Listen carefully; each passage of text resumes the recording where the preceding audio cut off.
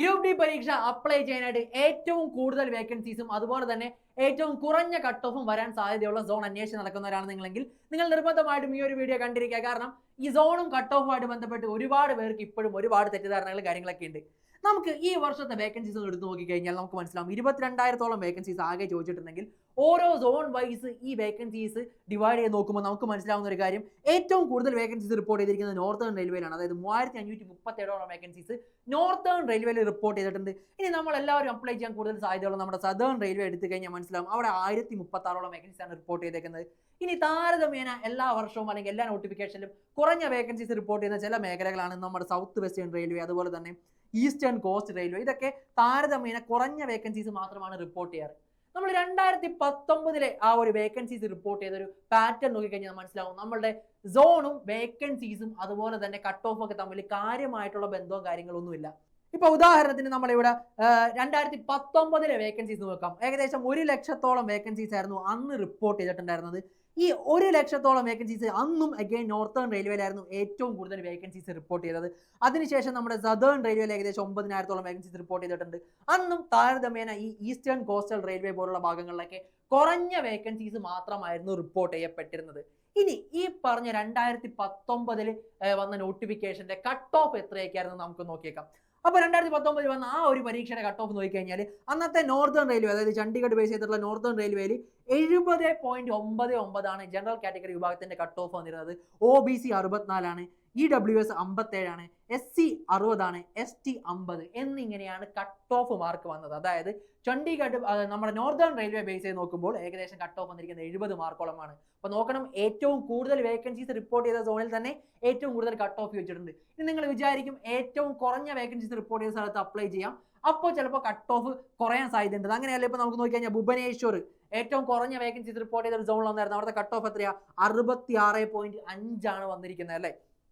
ഇനി നേരെ നമ്മുടെ സദേൺ റെയിൽവേയിലേക്ക് വന്നു കഴിഞ്ഞാൽ ചെന്നൈയിൽ എത്രയായിരുന്നു കട്ട് ഓഫ് നോക്കാം. ചെന്നൈയിൽ 60 വന്നിട്ടുള്ളൂ. അതായത് 9,000-ഓളം വേക്കൻസീസ് ഉണ്ടായിരുന്ന ചെന്നൈയിലും എത്രയേ ചോദിച്ചിട്ടുള്ളൂ? 60 നമുക്ക് കട്ട് ഓഫ് വന്നിട്ടുള്ളൂ. ഇവിടെ മനസ്സിലാക്കിയിരിക്കേണ്ട ഒരു കാര്യം, നിങ്ങൾ കട്ട് ഓഫ് നിങ്ങൾ വിചാരിക്കുന്ന ഫാക്ടേഴ്സ് അനുസരിച്ചല്ല. ഒരുപാട് പേർക്ക് ഇത് അറിയാവുന്ന ഒരു കാര്യമാണ്. ഇവിടെ മനസ്സിലാക്കിയിരിക്കേണ്ട ഒരു കാര്യം, കട്ട് ഓഫ് എന്ന് പറയുന്നത് നിങ്ങൾ വിചാരിക്കുന്ന പോലെ വേക്കൻസീസിന്റെ മാത്രം അടിസ്ഥാനത്തിലല്ല, മറ്റൊരുപാട് ഫാക്ടേഴ്സ് ഇതിനെ ഡിറ്റർമൈൻ ചെയ്യുന്നുണ്ട്. ആദ്യമേ തന്നെ നമുക്ക് അറിയാവുന്ന പോലെ തന്നെ വേക്കൻസീസ് അതിലൊരു ഫാക്ടർ ആണെന്ന് മാത്രം. നമ്പർ ഓഫ് വേക്കൻസീസ് ഒരു കട്ട് ഓഫ് തീരുമാനിക്കുമ്പോൾ അതിലൊരു ഫാക്ടർ മാത്രമാണ്. മറ്റൊരു പ്രധാനപ്പെട്ട സംഭവം എന്ന് പറഞ്ഞാൽ നമ്പർ ഓഫ് ആപ്ലിക്കൻസ് ആണ്. അതായത് എത്ര പേര് എക്സാം എഴുതി എന്നുള്ളത്, എത്ര പേര് എക്സാം എഴുതി എന്നുള്ളതാണ്, എത്ര പേര് അപ്ലൈ ചെയ്തു എന്നുള്ളതല്ല.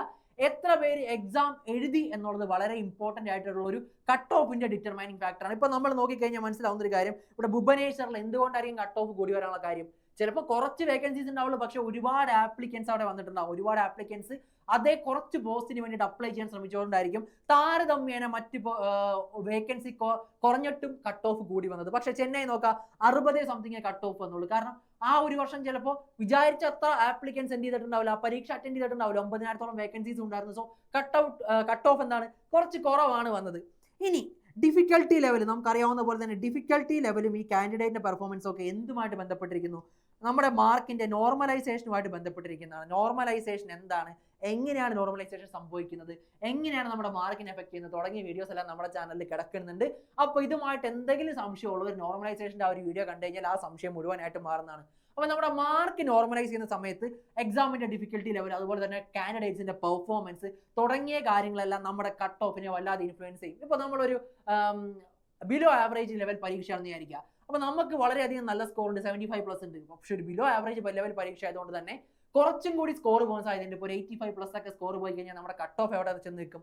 അതിനേക്കാൾ കൂടുതലായിരിക്കും പോകാനായിട്ട് പോകുന്നത്. കാരണം ഓൾറെഡി ബിലോ ആവറേജ് ആയ ലെവൽ ഡിഫിക്കൽട്ടി ഉള്ള ഒരു പരീക്ഷയിൽ നമുക്ക് ഒരു ആവറേജ് മാർക്കേ സ്കോർ ചെയ്യാൻ പറ്റുള്ളൂ എന്നുണ്ടെങ്കിൽ ടോപ്പർ അതിനേക്കാൾ കൂടുതൽ സ്കോർ ചെയ്യും. സോ കട്ട് ഓഫ് എന്നാണ് അതനുസരിച്ച് കയറി വരും. അതല്ല, വളരെ എക്സ്ട്രീംലി ടഫ് ആയിട്ടുള്ള ഒരു പരീക്ഷ എന്ന് വിചാരിക്കുക, നമുക്കും ചെയ്യാൻ പറ്റുന്നില്ല, ടോപ്പർക്കും കാര്യമായിട്ടൊന്നും ചെയ്യാൻ പറ്റുന്നില്ല, അതാണെങ്കിൽ കട്ട് ഓഫ് അതനുസരിച്ച് താഴെ വരും. സോ ഡിഫിക്കൽട്ടി ലെവൽ എക്സാമിന്റെ ഇതുപോലെ സോണിന്റെ കട്ട് ഓഫ് നിർണ്ണയിക്കുന്നതിൽ പ്രധാനപ്പെട്ട ഒരു ഫാക്ടറാണ്.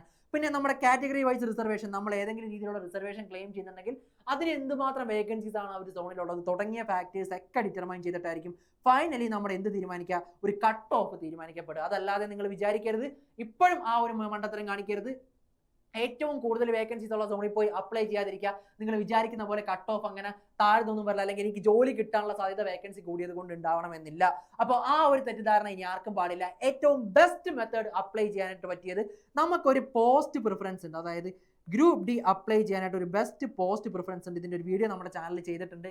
അപ്പോൾ ആ ഒരു പോസ്റ്റ് പ്രിഫറൻസിൻ്റെ അടിസ്ഥാനത്തിൽ നിങ്ങൾ ഓരോ സോണും നോക്കുക. അതായത് ഏറ്റവും സ്യൂട്ടബിൾ ആയിട്ട് ആ പോസ്റ്റ് പ്രിഫറൻസ് വെച്ച് ഏറ്റവും അധികം വേക്കൻസീസ് ഉള്ളത്, അതല്ലെങ്കിൽ എനിക്ക് ക്രാക്ക് ചെയ്യാൻ പറ്റുന്ന രീതിയിലുള്ള വേക്കൻസീസ് ഒക്കെ ഉള്ളത് ഏതിലാണെന്നൊന്ന് മനസ്സിലാക്കിയിരിക്കുക, എന്നിട്ട് അപ്ലൈ ചെയ്യുക. അതാണ് ഏറ്റവും ബെസ്റ്റ് വേ ഓഫ് മെത്തേഡ്. അതായത് നമ്മുടെ പോസ്റ്റ് പ്രിഫറൻസിന്റെ അടിസ്ഥാനത്തിൽ. പിന്നെ നമുക്കറിയാവുന്ന പോലെ തന്നെ ചെന്നൈ ആണെങ്കിൽ നമുക്കറിയാം ഡോക്യുമെന്റ് വെരിഫിക്കേഷൻ എക്സാം എഴുതാനൊക്കെ ഇവിടെ വരെ പോയാൽ മതി. പക്ഷേ മറ്റ് സോണുകളിലൊക്കെ അപ്ലൈ ചെയ്ത് കഴിഞ്ഞാൽ നിങ്ങൾ എക്സാം എഴുതാൻ ഡോക്യുമെന്റ് വെരിഫിക്കേഷൻ ഒക്കെ അങ്ങോട്ട് പോകണം. അപ്പോൾ നിങ്ങൾക്ക് അതിനൊന്നും പറ്റാത്ത വ്യക്തിയാണ് നിങ്ങളെങ്കിൽ ഡെഫിനറ്റ്ലി ഭൂരിഭാഗം പേര് ചൂസ് ചെയ്ത പോലെ തന്നെ ചെന്നൈ തന്നെ ചൂസ് ചെയ്തോ. ചെന്നൈ കുഴപ്പമില്ലാത്ത വേക്കൻസീസ് ഒക്കെ നമുക്ക് എല്ലാ വർഷവും റിപ്പോർട്ട് ആവുന്നുണ്ട്. സോ നിങ്ങൾ ഇത്രയും കാര്യങ്ങളൊക്കെ മനസ്സിൽ വെച്ചുകൊണ്ട് വേണം നല്ലൊരു സോൺ ചൂസ് ചെയ്യാനായിട്ട്. ഇതിൽ ഏറ്റവും ബെസ്റ്റ് സോൺ എന്ന് പറഞ്ഞാൽ പോസ്റ്റ് പ്രിഫറൻസിന്റെ അടിസ്ഥാനത്തിൽ നമ്മൾ ചൂസ് ചെയ്യുന്ന സോണാണ്. ഇതുമായിട്ട് ബന്ധപ്പെട്ട ഏറ്റവും ബെസ്റ്റ് സോൺ ഏതാണ്, ഏറ്റവും നല്ല പോസ്റ്റ് പ്രിഫറൻസ് ഏതാണ്, 2 വീഡിയോസ് നമ്മുടെ ചാനലിൽ ഉണ്ടാവും, ഇല്ലെങ്കിൽ ഉടനെ തന്നെ ചെയ്യുന്നതാണ്.